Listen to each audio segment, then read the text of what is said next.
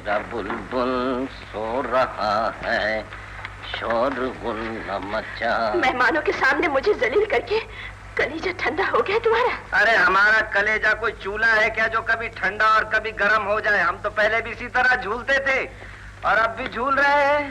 आज मैं पूछ कर रहूंगी, आखिर मैंने क्या बिगाड़ा है तुम्हारा? अरे कौन बिगाड़ सकता है जानू का? बिगाड़ा तो है तुमने। असली घी, बासमती चावल, सारे बावर्ची खाने का राशन, और क्या बिगाड़ोगी? देखो जानू, मुझे समझने की कोशिश करो। मैं तुम्हें बुरा नहीं समझती, दिल के तुम बहुत अच्छे हो, मगर अगर मगर छोड़ो, हम अच्छे हैं या बुरे, पर ऐसे छोकरे नहीं हैं जो छोकरी के मुंह से अपनी तारीफ सुन के मोमबत्ती की तरफ पिघल जाए। फिर वही अकल। देखो जानू, मेरी भी कुछ मजबूरियां हैं। मैं यहाँ रहना चाहती हूँ। क्या ऐसा नहीं हो सकता कि हम लड़ने झगड़ने की बजाय दोनों मिलजुल कर रहें? कैसे हो सकता है? तुम गिटपिट करती रहती हो और हम ठाए ठाए करने वाले। आग और पानी का भी कभी मेल हुआ है? आग मैं नहीं, तुम हो। तुम जितना समझाते हो उतना ही भड़कते हो। मैंने तुमसे दोस्ती की, तुमने मुझे जलील किया, तुम सताते रहे, मजाक उड़ाते रहे और मैं सब बर्दाश्त करती रही। आखिर तुम चाहते क्या हो? मैं चली जाऊं यहाँ से? अरे हम कौन होते हैं तुम्हें चाहने वाले? हम क्यों बोले कि चली जाओ? अपनी खुशी से आई हो, अपनी खुशी से जाओ। ठीक है, मैं चली जाऊंगी। मेरे सीने में भी दिल है, पता नहीं आखिर मैं ये जिल्लत कब तक बर्दाश्त करूंगी। मेरे जाने के बाद तुम्हारा दिल तो ठंडा हो जाएगा ना? फिर तो तुम्हें बहुत खुशी होगी ना? अरे हमें ना तुम्हारे आने की खुशी थी, ना जाने का गम है। हम अपना दिल बीच में ठंडा गरम क्यों करें? सुन रही हो?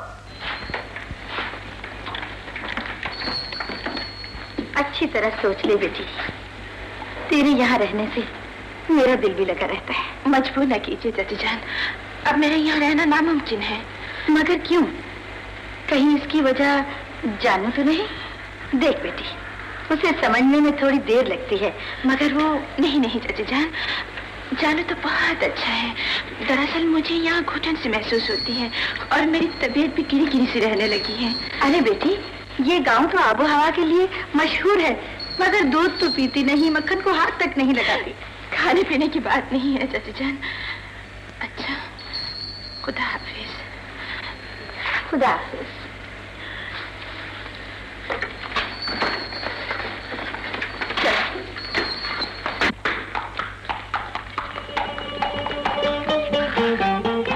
कुछ कहने से पहले हमारी सुन लो मालकन। इसने जितनी भी शिकायतें लगाई है ना तुमसे हमारी।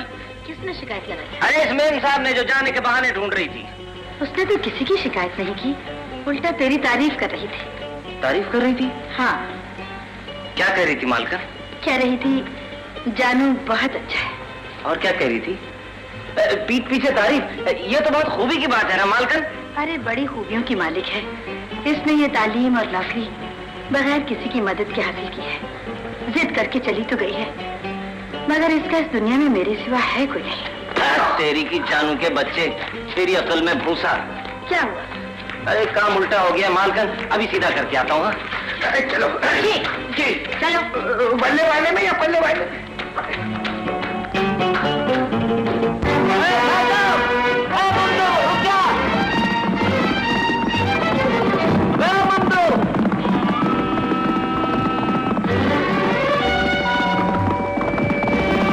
मम्मू के बच्चे चल भाग यहाँ से, फुट्टा खा चल।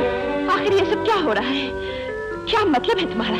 अरे मतलब कोई नहीं है। हमें मालूम हुआ है कि इस दुनिया में तुम्हारा मालकन के सिवा कोई नहीं है, इसलिए तुम्हें लेने आ गए हैं। चलो उठाओ अपना सामान और चलो हमारे साथ। आपकी रहमदिली का बहुत बहुत शुक्रिया। अरे ठहरो तो सही। हमें मालूम हुआ है कि तुम बहुत सारी खूबियों की मालिक हो। आज हम तुम्हारी एक बहुत बड़ी खूबी से शर्मिंदा होकर तुम्हें लेने आए। ये कोई मामूली बात नहीं है। हाँ चलो उठाओ सामान, चलो। क्या फायदा, 2 दिन के बाद फिर वही लड़ाई, फिर वही झगड़ा।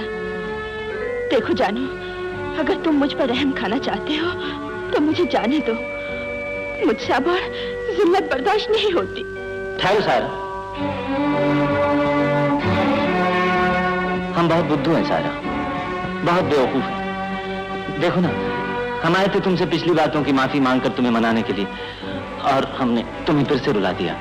यकीन जानो हम तुम्हें कभी रुलाना नहीं चाहते थे, पहले ही दिन से तुम हमको इतनी अच्छी लगती थी कि हम हमेशा तुम्हारे नजदीक रहना चाहते थे। पर क्या करें, हम जाहिल है ना। जब कभी अपने दिल की बात बताने तुम्हारे पास आते थे तो बता नहीं सकते थे और तुमसे लड़ना झगड़ना शुरू कर देते थे। हमारी बेवकूफी की वजह से तुम्हें कितना दुख पहुंचा है ये हम आज समझे। हमें माफ कर दो सायरा, माफ कर दो। हम वादा करते हैं आइंदा तुम्हें कभी कोई दुख नहीं देंगे। जानू, चलो सायरा, घर चलो, चलो।